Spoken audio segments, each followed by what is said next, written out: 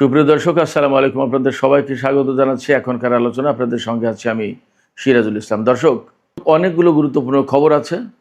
একটা খবর হচ্ছে সৌদি আরব, তুরস্ক এবং পাকিস্তান যে জোট করলো, সামরিক জোট, সেই জোটে কেন ইরান যোগ দিল না, এবং এখন বলা হচ্ছে যে ইরান যোগ দেবেও না।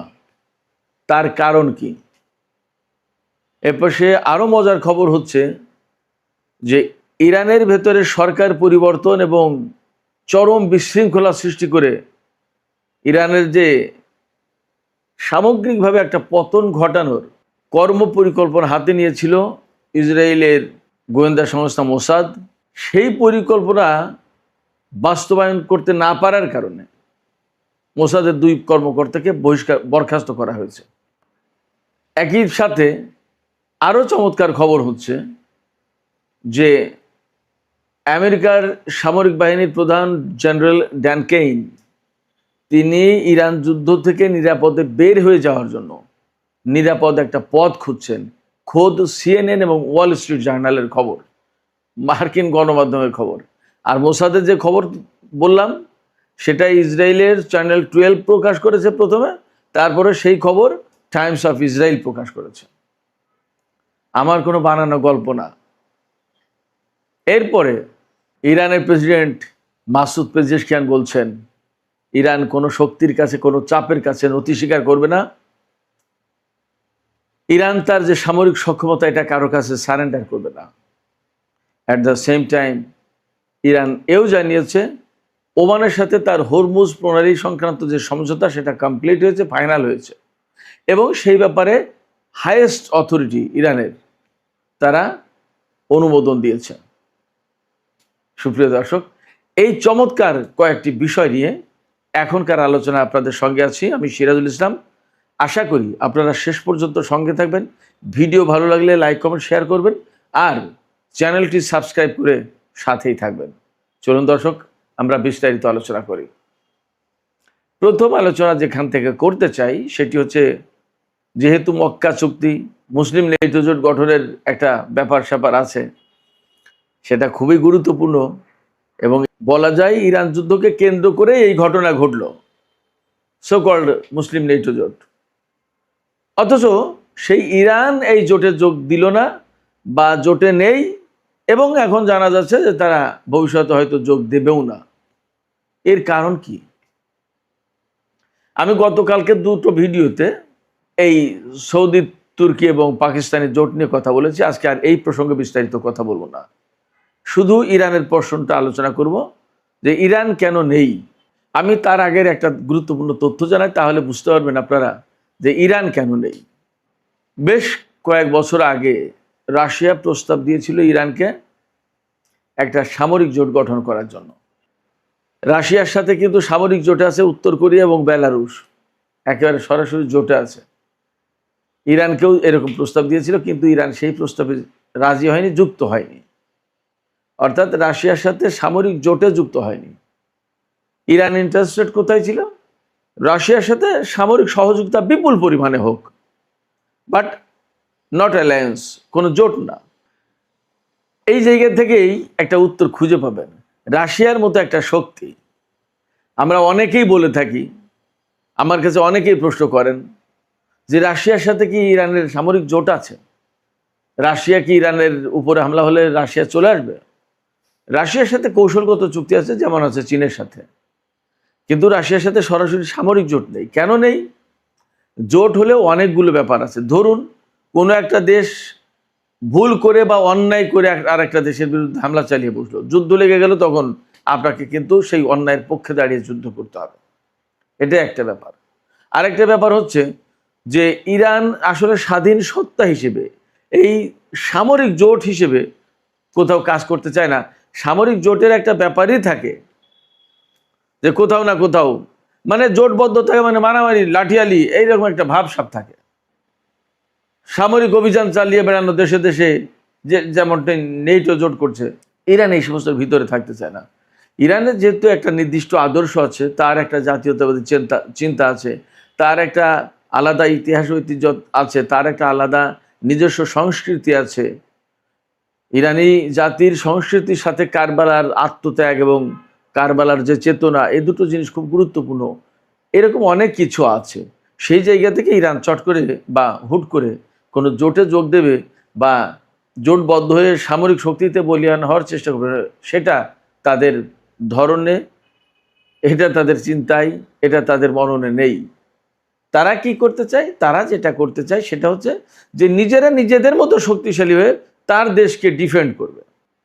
কেউ যাতে তাকে হারিয়ে দিতে না পারে, কেউ যাতে তাকে দখল করে নিতে না পারে, কেউ যাতে তাকে পদানত না করতে পারে। আমি ব্যক্তিগতভাবে মনে করি এটা ইরানের অত্যন্ত স্বচ্ছ একটা পরিষ্কার পরিচ্ছন্ন চিন্তা। ইরানের সামরিক ডক্ট্রিনে দেখবেন অ্যাকচুয়ালি তারা কিন্তু খুব অ্যাগ্রেসিভ না।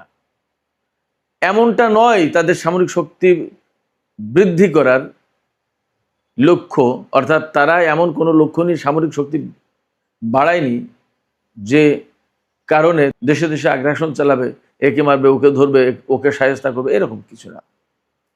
কেউ যেন তাকে প্রধানত না করতে পারে, সেটা তার টার্গেট। আঞ্চলিক যে প্রক্সি ফোর্স আছে বা যে সমস্ত প্রতিরোধকামী সংগঠন আছে তাদের সাথে ইরানের সম্পর্ক এই জায়গা থেকে যে প্রতিটা জনপদে একটা মুক্তিকামী সংগঠন বা কতগুলো মুক্তিকামী সংগঠন গড়ে উঠুক, তারা দাসত্বের শৃঙ্খল থেকে মুক্ত করে মানবতাকে মুক্ত করুক, মানবতার মুক্তি দিক এবং দেশে দেশে স্বাধীনতা সার্বভৌমত্ব প্রতিষ্ঠা হোক, নিজেরা নিজেদের পায়ে দাঁড়াক নিজেদের মতো করে। তো যার কারণে ইরান এই সামরিক জোটে নেই এবং ভবিষ্যতে থাকবে না বলেই আপাতত তাদের চিন্তা। বাট কখনো এই চিন্তা যে পরিবর্তন হবে না এমনটিও না। ইরান যদিও মনে করে যে নেটো জোটে যে সমস্ত সদস্য দেশ, পশ্চিমা যত দেশ, বেশিরভাগেরই একই রকমের কৃষ্টি কালচার, দৃষ্টিভঙ্গি, একই রকমের ফরেন পলিসি। বাট এশিয়ার দেশগুলো, ইরান যাদের সাথে জোটবদ্ধ হবে, অ্যালায়েন্স করবে, তাদের প্রত্যেকের প্রায় আলাদা আলাদা সংস্কৃতি, জাতীয়তাবোধ, ফরেন পলিসি, অনেক কিছু। যেমন এই যে নেটো জোট, যেটা তার সদস্য হচ্ছে এরদোগান, সেই নেটো জোটের সদস্য তুরস্ক, পাকিস্তান এবং সৌদি আরব। তারা এখন একটা ইসলামী জোট বা মুসলিম জোট করছে বলছে, অথচ তুরস্ক কিন্তু নেটো জোটের সদস্য। এই যে 3-4টা দেশ নিয়ে জোট হলো, যদি কথার কথা এখন তুরস্কের সাথে ধরুন ইরাকের কথার কথা যুদ্ধ হয়, তাহলে এই জোট তো আসবেই। এই যে পাকিস্তান, সৌদি আরব এবং তুরস্ক ইরাকের বিরুদ্ধে যুদ্ধ করতে তো আসবেই। আবার তুরস্ক যেহেতু নেটো জোটের সদস্য, তাহলে নেটো জোট সবটাই তো আসার কথা, তুরস্কের উপর হামলা হয়েছে সেই হিসেবে, তাই না? তাহলে যে তুরস্ক পশ্চিমা জোটের সদস্য, সেই তুরস্কের সাথে ইরান হুট করে কিভাবে যে জোট করে, এটা কিন্তু একটা বড় প্রশ্ন। যে সৌদি আরব বছরের পর বছর, যুগের পর যুগ আমেরিকার নিরাপত্তা ছাতার নিচেই থাকলো, আমেরিকার সাথে জোট করলো, আমেরিকার সাথে খাওয়া দাওয়া, উঠা বসা, বাণিজ্য, ব্যবসা, ইনভেস্টমেন্ট, বিনিয়োগ, সমস্ত সব কিছু। সৌদি আরবের কয় টাকা সৌদি আরবের ভিতরে বিনিয়োগ করা, আমেরিকা ইউরোপেই তো তাদের বেশিরভাগ বিনিয়োগ করা। তাইলে তাদের সাথে আপনি জোট করে কত দূর আগাতে পারবেন? পাকিস্তানের ব্যাপারেও সে একই কথা। যদিও পাকিস্তান ইরানের প্রতিবেশী দেশ, বাট পাকিস্তান তো সুদীর্ঘ কাল ধরে আমেরিকার সাথেও তার ঘনিষ্ঠতা, এমনকি আফগানিস্তানের যে পরিস্থিতি তৈরি হলো 2001 সাল থেকে, সেই পরিস্থিতির জন্য পাকিস্তান তো বিরাটভাবে দায়ী। পাকিস্তানের যে জেনারেল মুশারফের সরকার, সামরিক সরকার ক্ষমতায় ছিল, তারা তো আমেরিকাকে সুবিধা দিয়েছে। তাহলে এই যে এরা জোটবদ্ধ হলো, এরা তো আমেরিকার প্রভাবের বাইরে না কেউ, এদের সাথে ইরান কিভাবে জোট করে সেই প্রশ্ন থেকে যাচ্ছে। যার কারণে এদের নেচার, এদের ধরন, কায়দা কানুন, স্বভাব, আচরণ, অনেক কিছুতেই পরিবর্তন যদি না আসে, তাহলে ইরানের পক্ষে এই সামরিক জোটে যোগ দেওয়া সম্ভব হবে না। সুপ্রিয় দর্শক, এবার চলুন মোসাদ প্রসঙ্গে কথা বলি। আমি শিরোনামে বলেছিলাম, ইন্ট্রোডাকশনে বলেছিলাম যে ইরানের সরকার পরিবর্তন, ইরানের ভিতরে ব্যাপক গোলযোগ সৃষ্টি করা এবং সর্বোচ্চ নেতাকে হত্যা বা আরও অনেক কিছু ঘটিয়ে ইরানের টোটাল একটা পরিবর্তন করে দেওয়ার পরিকল্পনা করেছিল মোসাদ। এই পরিকল্পনার সাথে জড়িত ছিল দুইজন কর্মকর্তা, একজন মোসাদের ইন্টেলিজেন্স ডিরেক্টরের প্রধান, আর একজন হচ্ছে মোসাদের ইরান বিভাগের প্রধান। মোসাদে বহু সেকশন আছে, Pakistan section, Iran section, India section, America section, তুরস্ক section, Saudi section, total middle east section, এরকম বিভিন্ন রকমের সেকশন থাকতে পারে। তো ইরান সেকশন বলতে যেটা আছে তার প্রধান এই দুইজন ব্যক্তি ইরানের সরকার পরিবর্তন, ইরানের ভেতরে ব্যাপকভাবে গোলযোগ সৃষ্টি করা, বিশৃঙ্খলা সৃষ্টি করা, কুর্দিদেরকে ইরানের ভিতরে ঢুকিয়ে দিয়ে আইআরজিসির উপরে হামলা চালানো ইসরায়েলের পক্ষ থেকে এবং কুর্দিদের পক্ষ থেকে, এবং ইরানের ভেতরে প্রচুর নাশকতা বলতে যা বোঝায় মানুষের জীবনহানি থেকে শুরু করে সব ধরনের জ্বালাও পোড়াও, ভাঙচুর, ধ্বংস ইত্যাদি ইত্যাদি, এগুলো করার তাদের প্রোগ্রাম ছিল, প্ল্যান ছিল, পরিকল্পনা ছিল। এবং এই পরিকল্পনা যে শতভাগ সাকসেস হবে এইরকম ভরসা দেওয়া হয়েছিল নেতানিয়াহুকে, এবং নেতানিয়াহু সেই পরিকল্পনা ডোনাল্ড ট্রাম্পকে বলেছিল। বলা হচ্ছে, দাবি করা হচ্ছে খবরে যে এই পরিকল্পনা দেখে সিআইএর লোকজন, সিআইএর মার্কিন কেন্দ্রীয় গোয়েন্দা সংস্থা যেটা সিআইএ, তারা হাসাহাসি করেছিল এবং বলেছিল এটা বাজে একটা পরিকল্পনা, এটা হবে না। কিন্তু নেতানিয়াহু ডোনাল্ডকে ব্যক্তিগতভাবে বৈঠক করে পারসুয়েট করেছিল। এবং আমি সেই শুরু থেকে বলে আসছি, ডোনাল্ড ট্রাম্পকে নেতানিয়াহু খুব বড় একটা আশার বাণী শুনিয়েছিল। সেই আশার বাণীটা হচ্ছে যে শেষ জামানায় একজন খুব খারাপ একজন শাসক আসবে, সেই খারাপ শাসক হচ্ছে ইরানের আলী খামেনি, সাবেক সর্বোচ্চ নেতা আয়াতুল্লাহ আলী খামেনি। আর তাকে একজন হত্যা করবে, একজন খ্রিস্টান রাজা, কিং, সেই কিং হচ্ছেন আপনি ডোনাল্ড ট্রাম্প। আপনি তাকে হত্যা করলে এই যে বাইবেলের যে বর্ণনা, সেই বর্ণনার কিং আপনি হয়ে যাচ্ছেন,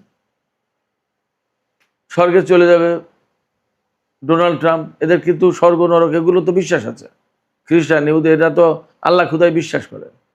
আরেকটা আশা দিয়েছিল, আমি শুরু থেকে বলে আসছি, সেই আশাটা হচ্ছে যে ইরানকে কবজা করতে পারলে পুরো মধ্যপ্রাচ্য কাত, আর কিচ্ছু করা লাগবে না। এখানে প্রচুর পরিমাণে সম্পদ আদি ইত্যাদি ইত্যাদি যত যা কিছু আছে সমস্ত সব কিছুর একচেটিয়া মালিক আমেরিকা, ডোনাল্ড ট্রাম্প, যা পৃথিবীর কোনো সরকার প্রধান, রাষ্ট্রপ্রধান করতে পারেনি, ডোনাল্ড ট্রাম্প সেটা করে দেবে। এই কথা বলার পরে ফুলে ফেপে মোটা হয়ে উঠলো ডোনাল্ড ট্রাম্প। এমনি তো উনি একটু মোটা ফ্যাট ম্যান, ফুলে ফেপে মোটা হয়ে গেলো, ওই যে ফলে না। এরপরে আর তাকে আমেরিকার কোনো কর্মকর্তা, গোয়েন্দা সংস্থার লোকজন তাকে আর থামাতে পারেনি, ডোনাল্ড ট্রাম্পকে।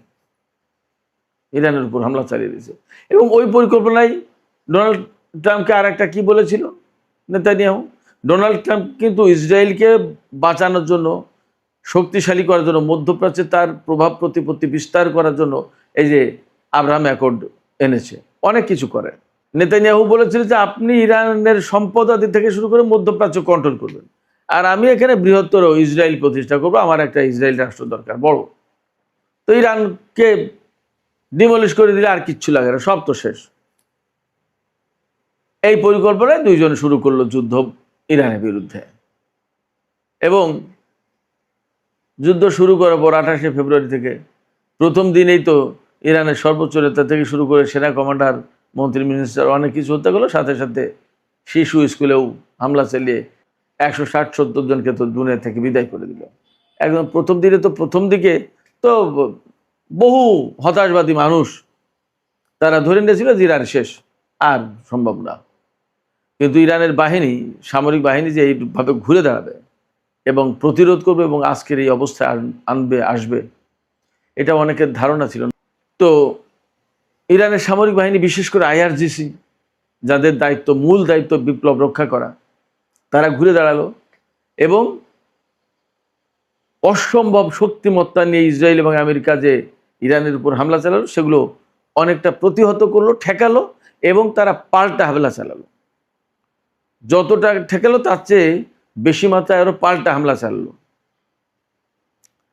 ইরানের সামরিক বাহিনীর স্ট্র্যাটেজি ছিল এই, যে ওরা হামলা চালাচ্ছে আমাদের উপর, আমরাও যদি ওদের উপর হামলা চালাই পাল্টা, এবং ওদের সামরিক সক্ষমতা বিশেষ করে ঘাঁটি, ওদের বিমান, এগুলো যদি ধ্বংস করে দিতে পারি, তাহলে ওরা হামলা চালাবে কি দিয়ে, কোথায় থাকবে? তখন হামলা চালানোর মতো অবস্থা থাকবে না।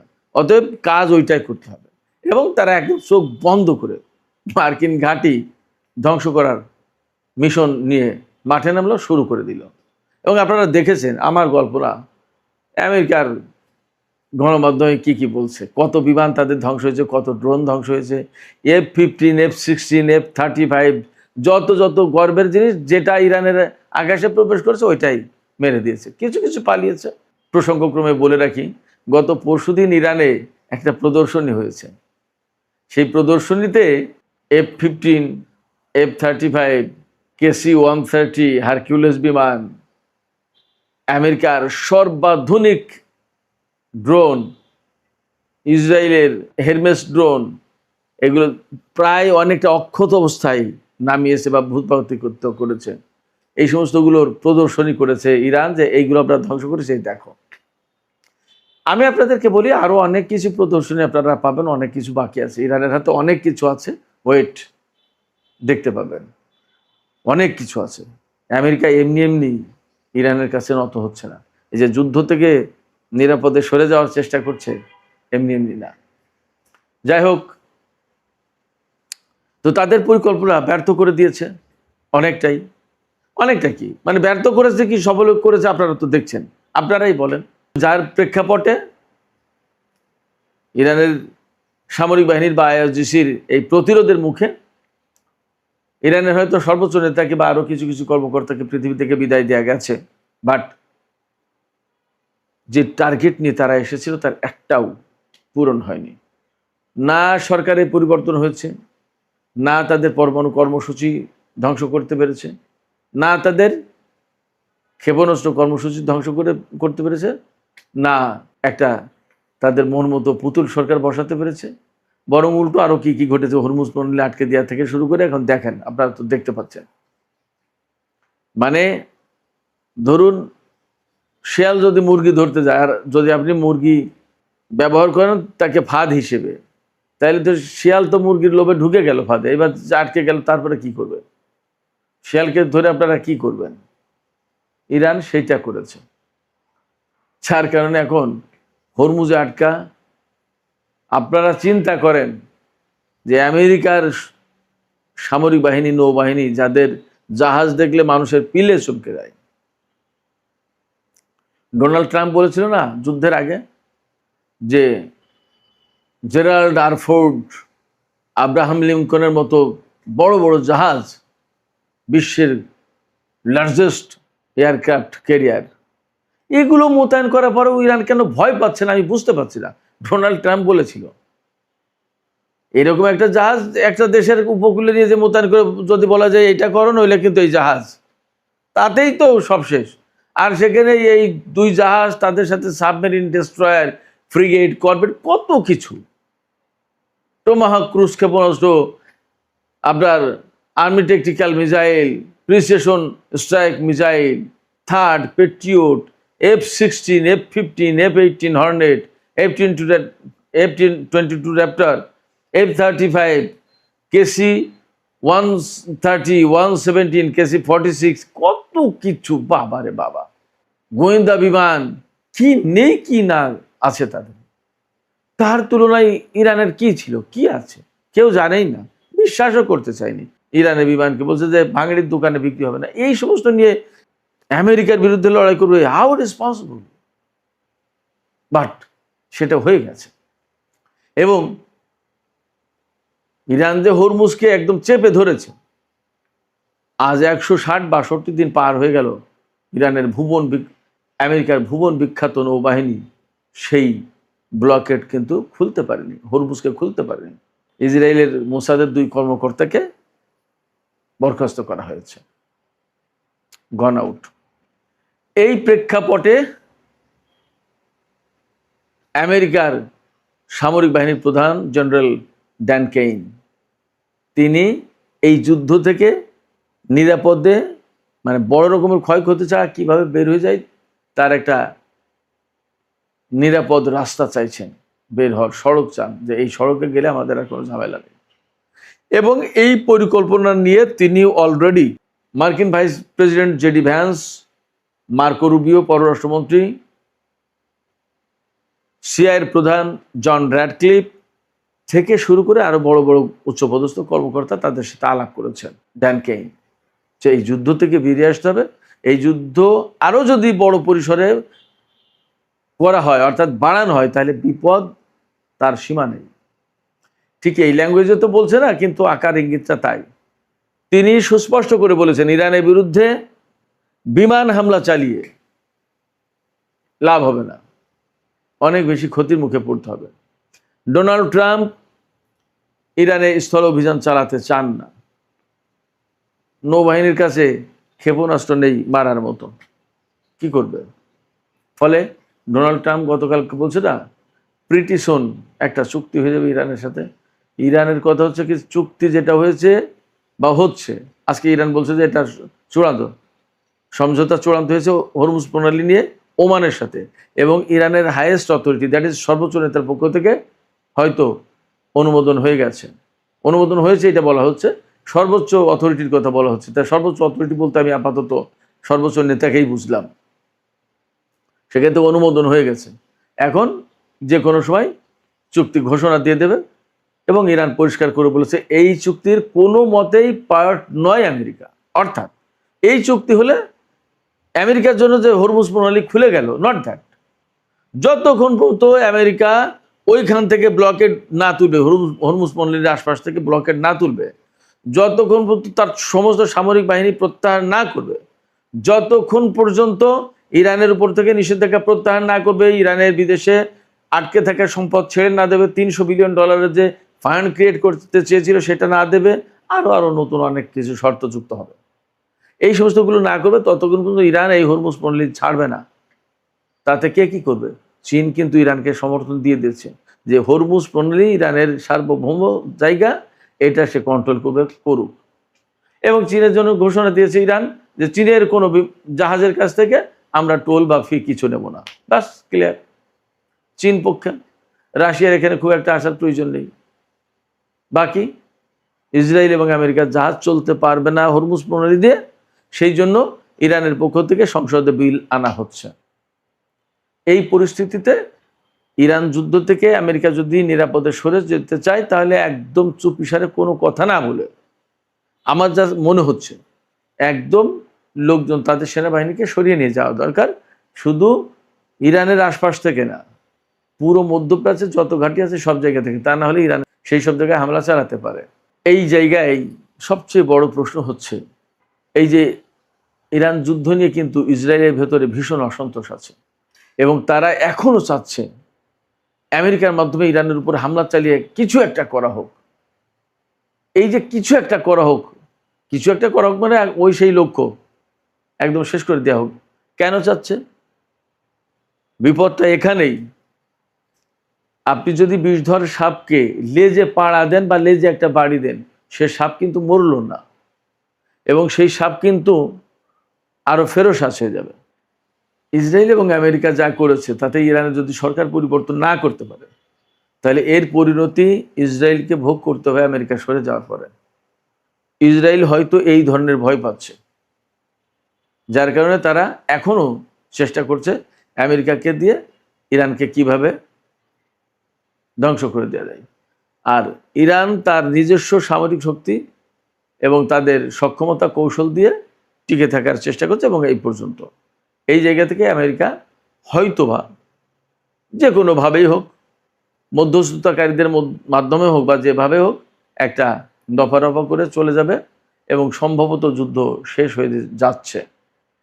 আমি এখানে ছোট্ট করে একটা তবে বলে একটা কথা বলে রাখি, তবে বা কিন্তু, সেটা হচ্ছে এই যে এইরকম আশার প্রদীপ জ্বালিয়ে, অর্থাৎ আমরা পারছি না, হেরে গেছি, ঘুমন্ত, এটা সেটা বলে দেখা গেল যে আমেরিকা এবং ইসরায়েল হুট করে ইরানের উপর একটা বড় রকমের হামলা চালিয়ে দিলে, এমন হলেও অবাক হবার কিছু থাকবে না, তবে সেই সম্ভাবনা তুলনামূলক কম। সুপ্রিয় দর্শক, এখনকার আলোচনা এখানে শেষ করতে চাই, যাবার আগে আপনাদের কাছে মতামত জানতে চাই। এই যে আলোচনাটা করলাম, এই আলোচনার সর্বপ্রথম আপনাদের কাছে কেমন লাগলো এই মতামতটা জানান আজকে। ১। ২ হচ্ছে আপনারা কে কোথা থেকে দেখছেন একটু বলুন যে আমি অমুকখান থেকে, আমি অমুকখান থেকে, এই কথাটুকু একটু বলুন। আর ৩ হচ্ছে যদি পারেন, অনেকগুলো মতামত চাইছি ছোট, ছোট। আর ৩ হচ্ছে যে এই যে আলোচনা করলাম তাতে কি মনে হচ্ছে, আসলে কি যুদ্ধ খুব দ্রুতই শেষ হতে যাচ্ছে বলে মনে হচ্ছে আপনাদের? জানিয়ে কমেন্টে লিখুন। আর ভিডিও ভালো লাগলে আবারও বলি লাইক, কমেন্ট, শেয়ার সব কিছু করবেন। আর চ্যানেলটি সাবস্ক্রাইব করলে তো আপনাদের কোনো ক্ষতি নেই, করবেন। চ্যানেলটি সুন্দরভাবে এগিয়ে যাক, দেখা যাক আমরা কতদূর যেতে পারি। সুপ্রিয় দর্শক, আজকের আলোচনা এখানে শেষ করছি। আপনারা সবাই অনেক অনেক ভালো থাকুন।